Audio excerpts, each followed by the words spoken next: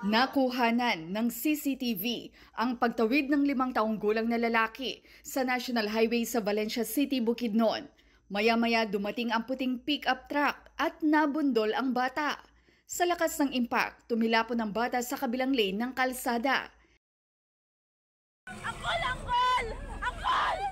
Iyak at paghingi na lamang ng tulong ang nagawa ng ina ng bata habang karga-karga ang dugo ang anak sa gitna ng kalsada.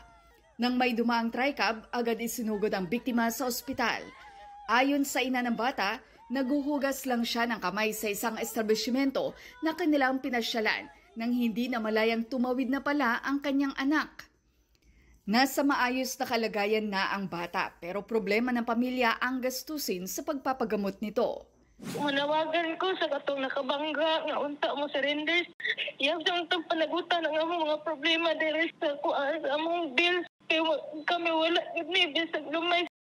Sa Bantay, Ilocos Sur, nakunan din ng CCTV ang pagdaan ng isang tricycle na sinundan ng mabilis na rider. Ang rider sumalpok sa kasalubong na truck. Patay ang 20 taong gulang na rider na graduating student na sana. Overtaken niya yung tricycle, nasagi niya itong tricycle, hindi niya na-control at pumunta sa opposite lane. Dapat cautious pa rin tayo pagka nag-overtake.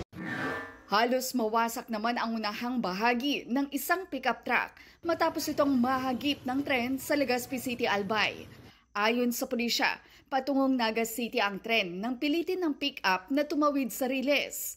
Nagtamo ng galos ang babaeng driver ng pickup. Wala raw crossing keeper sa lugar na nagpapahinto sa mga sasakyan tuwing dadaan na ang tren.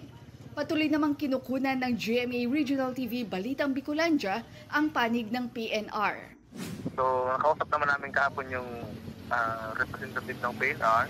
Ipapabot din nila sa main nila kasi dapat meron talagang tao. Part naman sir ng motorista, number 1 bagang nakaano dyan, stop lock and listen tayo. Para sa GMA Integrated News, Ivy Hernando ng GMA Regional TV 1 North Central Luzon, ang inyong saksi.